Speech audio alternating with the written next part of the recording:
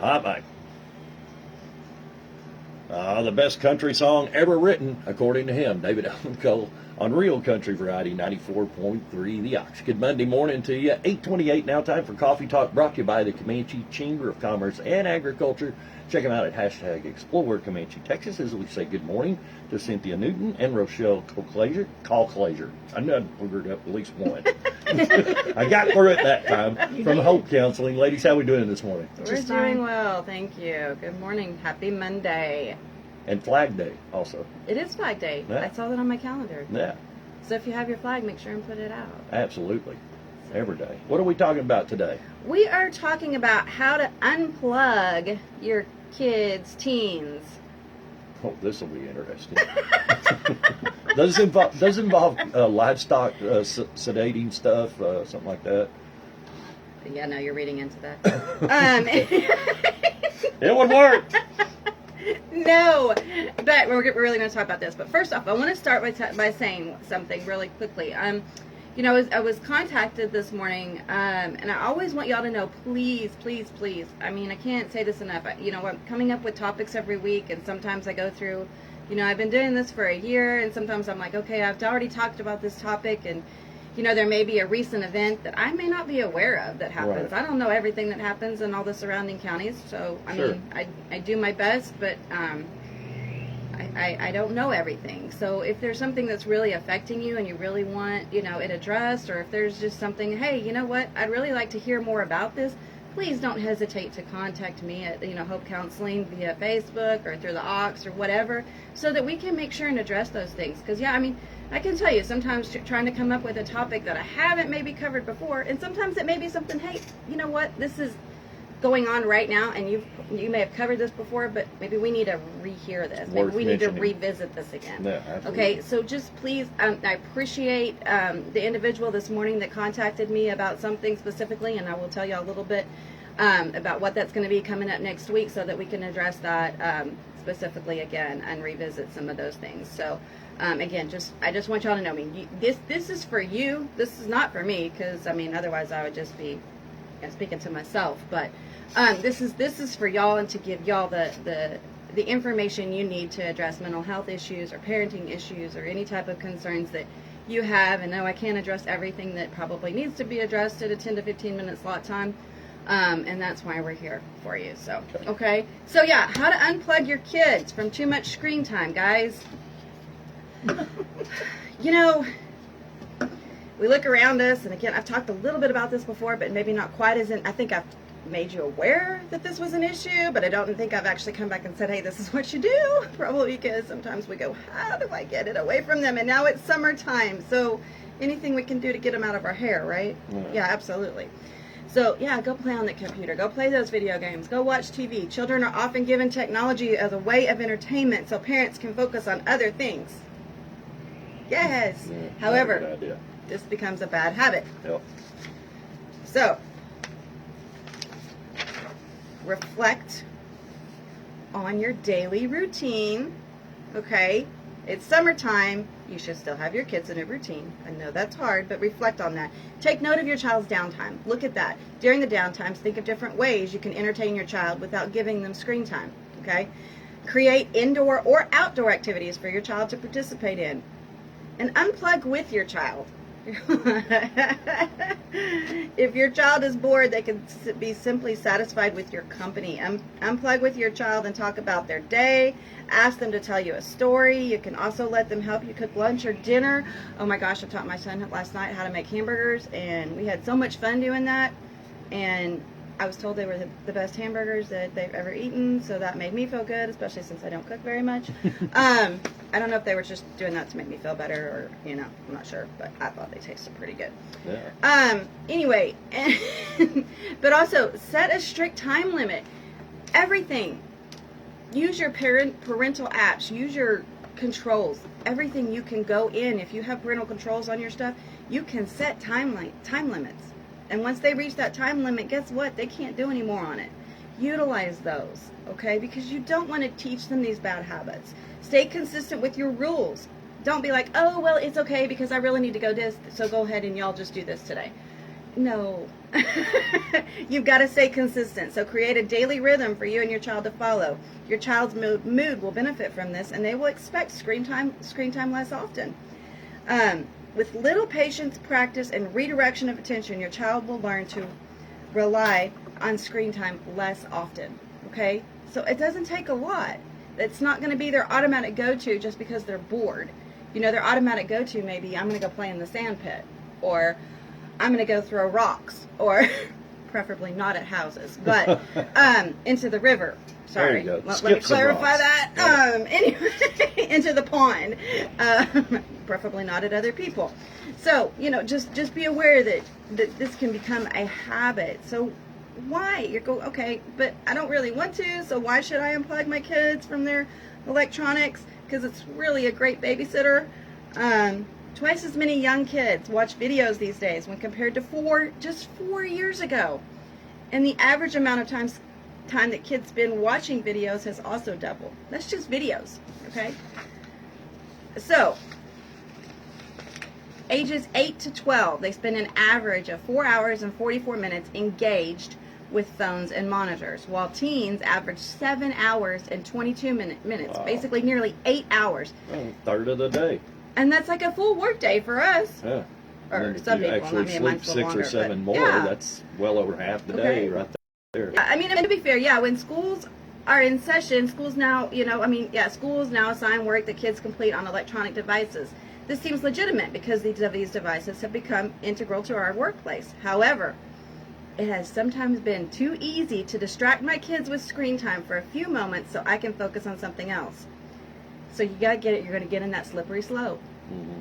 Oh, it's okay. It's an app that's a learning app. That's great for a short period of time. Yeah. Okay, it's an educational tool. That's great for a short period of time. But you don't want to constantly have that as their babysitter all day long. Right. So spend time with your kids outside. I know it's hot. Trust me, I know I was out in it yesterday and I could barely breathe. But spend some time outside. Get out there in the morning when it's nice and cool. Take a walk.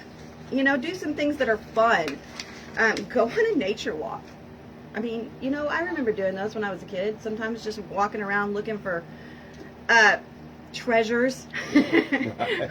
Found all sorts of things. My kids love to find different types of rocks, and I don't know how many rocks I have in my house, but quite a few. Yeah. They all have a different shape and a different meaning, I'm told.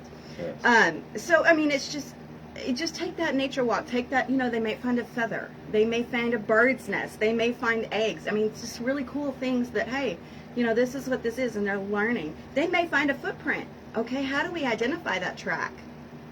Think about that learning involved in that they're not going to get on a tablet or a computer. Okay, it's that in-person, hands-on thing that they're learning, and it might be a track that they need to know about as they get older, like a hog or a bobcat or, you know, something scary.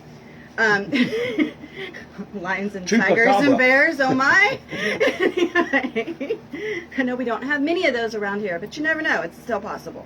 So we do have coyotes, and we do have all sorts of things out there, so, you know, just be aware. All right, so introduce your kids to new ways of doing. What else can we do? First off, set an example. I said that a minute ago. If you're sitting there every time you have downtime on your phone, on a tablet, watching television, what are you teaching them? That's the go-to, right? You should also follow your screen rules, okay? You should also make sure that, hey, are we going to put our phones down during dinner? Let's take time during dinner to just talk, all right? Mom and dad shouldn't be pulling out their phones, checking stuff. Research shows that the more parents are absorbed in their own devices, the more likely children are to act out for attention. So there was a new term today in our prep that goes right along with this. It was called thubbing. It's short for snubbing, but it's got the PH in front. You start talking to somebody and they start looking at their phone and you're like, yeah, who am I talking to now? Yeah, I mean, are we're they all really guilty of listening? that at some point in Yeah, time. and we are. I mean, we truly are. Spend quiet time outside. Excuse me. How electronic games and educational TV shows can exercise the brain, like I said, but also they can overstimulate it. So by spending time with the sights and sounds of nature instead, your child can peacefully engage his or her brain. Make a habit, like I said, of taking a weekly walk or a daily walk is awesome. Visit a lake, visit a river, go hike around it, explore. Try maybe doing some gardening. Planting vegetables and fruits that are easy to maintain. I mean, when I was a kid, we would always plant carrots and radishes. I hated radishes. I wouldn't eat them, but it was really a lot of fun to plant carrots, radishes, and onions. Again, I didn't eat the onions, but, we got to plant them, and we got to pull them, and we got to take care of them, and then, it was so much fun. Yeah. I think we did tomatoes, too. It was a bunch of stuff I didn't eat. But, like I said, it's a lot of fun. Take that initiative. And I'm sorry, I'm not sick. It's my allergies from being outside so much this weekend. You were practicing what you're preaching. Practicing what I preach. Exactly. Encourage your kids to read more by giving them a list of books to tackle over school breaks. The benefits of reading utter in better speech skills, reading comprehension, logical, wonderful resource recommendations on age-appropriate books. I mean, there's a lot of things out there, that you can look at. Libraries, I'm going to say I believe the Comanche Library is open. I apologize. I knew that, COVID and everything had changed and all this, but if your libraries are open, they're sitting there waiting for you. They're begging for you to bring your kids this summer. Okay. I know my kids' school is actually doing a library time each week where the kids come in and they do a craft and a reading time, and then they get to check out school library books from the school. So, if your schools are doing something like that, look into what's going on. I mean, reading is so much important, and they can lose so much in the 3 months that they're out of school. Sure. And I promise you the teachers don't want to have to make up everything that they've lost, so anything you can do to help encourage that. Play sports. Organized sports are a great way for children to be involved in team building. We're right in the middle, or maybe at the end, I don't know. Softball, baseball, t-ball, all that stuff is going on right now. We're going to be coming up on soccer and football again just in a couple of months, so just be aware of that. Plan and go on road trips. It doesn't have to be a long road trip. Hey, it may just be a weekend trip or one that lasts all week, but there's lots of things you can do. Okay, so, look around you. Hey, maybe I'm just going to take a road trip to, I think I saw somebody take a road trip to Lukenbach, to that area this weekend, or to Fredericksburg, or, I can't even think, just down the road, Glen Rose. Yeah, that's there's fun stuff to do in Glen Rose. Who would think it? There's fun stuff to do in Comanche, and there's fun stuff to do in Stephenville, and there's fun stuff to do in Brownwood and Eastland. So, you don't have to go that far, guys. There's stuff to do. But just take that little road trip. But when you're in the car, unplug. Listen to a book. Listen to a book as a family. Yep. Don't turn on that DVD player. Don't turn on that tablet. Talk. Play fun car games. Okay? So my kids, we've done this thing where whenever we're in the car, of course, we all know the whole slug bug. That's been around for 100 years. That's pretty tough to find nowadays. Yeah, but trust me, my shoulder feels it when it happens. You did find one, though. Yes. So the other thing that my kids have started doing, and I actually saw something that made me think about this, is identifying every time we see a motorcycle. Okay? And I read something that said, if you teach your kids young to identify motorcycles on the highway when you're going down and whatever, guess what? When they're driving, they're going to be more aware of them. Yeah. So every time we see one, it's moto. And so it's either slug bug, moto, I don't know. There's all sorts of things that, we do. Those are the two main ones that I think of. So now do you get the slug on the motorcycle too? No. Oh, okay. I was fixing to say that could be an issue. Run across a whole group of them. Yeah. And I don't know why my brain's not coming up, but for every yellow vehicle they have something. It's just a game. Plates, that was there's all sorts of games and things we do, but it also helps them pay attention to their surroundings. And you think about that when they're older and they're driving, and how they're learning now to pay attention to those things when they're driving. They're going to be safer drivers instead of trying to text. Right. So, have assigned chores. Give them chores, guys. Your kids are not too old or too young to have chores.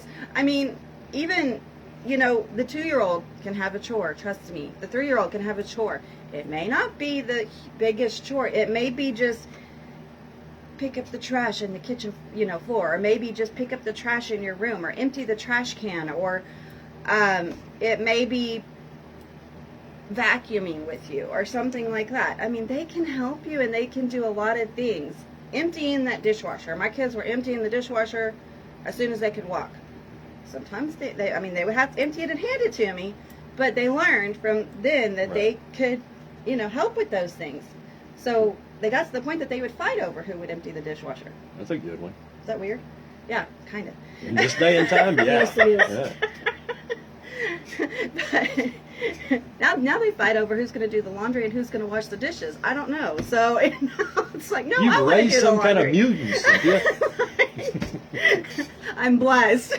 Right. However, there are times that neither one of them wants to do anything. Well, So, sure. or all three of them or whatever. All right, so getting them to do that chore. There can also be an incentive, okay? For chores, they may get an extra bump in screen time, or they may get an allowance, every week based on their chores. Keep screens out of the bedroom. I have told y'all this before, and this is extremely important because it stimulates the brain and it makes it hard to sleep. You need to keep the bedroom in the bedroom and sleeping in the sleep time. So make sure, that you don't have them in the bedroom. Schedule your screen time, relax, have that scheduled downtime, but make sure that you're not overutilizing the summer, and really make it a pattern now so you can get ready for when school starts.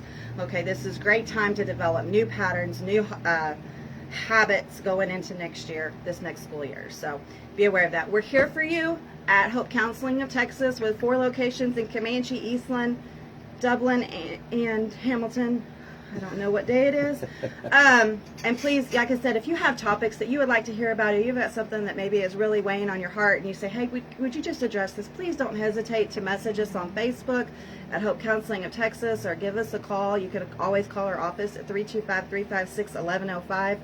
And again, we're at Comanche, Dublin, Hamilton, and Eastland.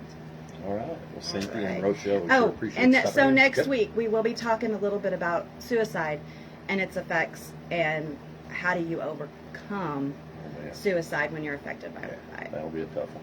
All right. We'll look forward to hearing from you next week. All Ladies, right. thanks for Thank stopping you. by.